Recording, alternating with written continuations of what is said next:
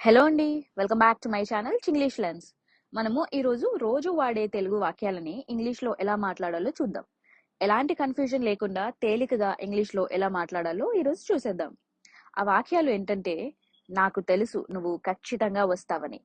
Stove మీద పాలు పొంగిపోతున్నాయేమో ఒకసారి చూడు. కాఫీ చాలా బాగుంది. కొంచెం సాయం చేస్తావా? నేను బయటికి వెళ్తున్నా. మొదటి వాక్యం, నాకు తెలుసు నువ్వు ఖచ్చితంగా వస్తావని. I'm sure you'll come. You'll అంటే యు ప్లస్ విల్ అని. దాన్నే ఇంగ్లీష్లో షార్ట్ కట్ లో యుల్ అని అంటారు. అదే ఐ విల్ ని ఐల్ అని అంటారు. జనరల్ గా సబ్జెక్ట్ ప్లస్ విల్ ఉంటే షార్ట్ కట్ లో సబ్జెక్ట్ ప్లస్ ఇల్ గా యూజ్ చేస్తారు. I, you, we, he, she, they ఇలా సబ్జెక్ట్ ఏదైనా అవ్వచ్చు. అందుకే ఇక్కడ ఐఎమ్ ష్యూర్ యుల్ కమ్ ని యు విల్ కమ్ ని ఐఎమ్ ష్యూర్ యుల్ కమ్ అని అంటున్నాము. సో నాకు తెలుసు నువ్వు ఖచ్చితంగా వస్తావని అని ఇంగ్లీష్లో చెప్పడానికి I'm sure you'll come, I'm sure you'll come అని అనాలి. రెండవ వాక్యం ఏంటంటే, స్టవ్ మీద పాలు పొంగిపోతున్నాయేమో ఒకసారి చూడు.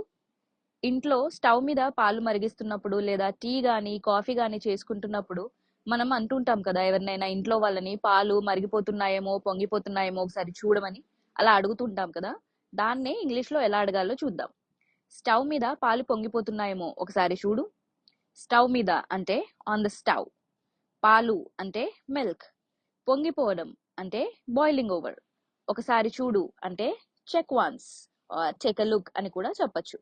సో స్టవ్ మీద పాలు పొంగిపోతున్నాయేమో ఒకసారి చూడు అని ఇంగ్లీష్లో చెప్పడానికి can you check the milk on the stove, it might overflow. Can you check the milk on the stove, it might overflow. Or I think the milk is boiling over, can you check? I think the milk is boiling over, can you check అని కూడా చెప్పచ్చు.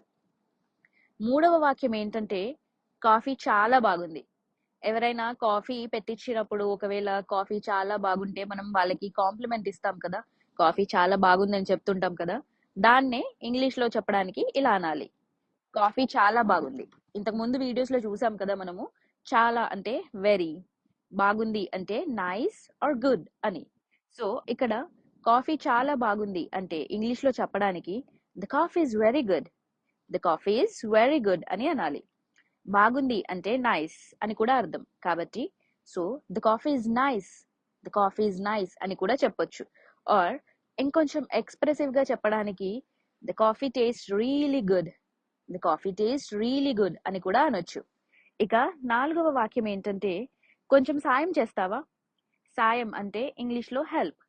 కొంచెం సాయం చేస్తావా అని ఇంగ్లీష్లో అడగడానికి can you help me, can you help me అని అనాలి.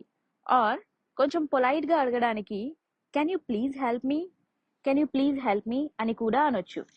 ఐదవ వాక్యం ఏంటంటే, నేను బయటికి వెళ్తున్నా.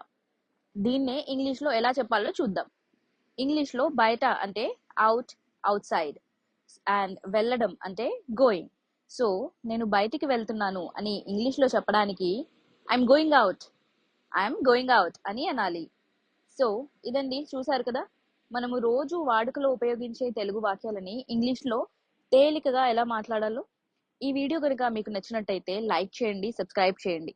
ఎవరికైతే ఇంగ్లీష్లో తేలికగా నేర్చుకోవాలి అని అనుకుంటున్నారో వాళ్ళకి ఈ వీడియోని ఖచ్చితంగా షేర్ చేయండి. అలాగే సబ్స్క్రైబ్ చేసుకోవడం కూడా అస్సలు మర్చిపోకండి. ఇలాంటి మరెన్నో ఇన్ఫర్మేటివ్ వీడియోస్తో మళ్ళీ మీ ముందుంటాను. Till then bye bye, have fun and happy learning.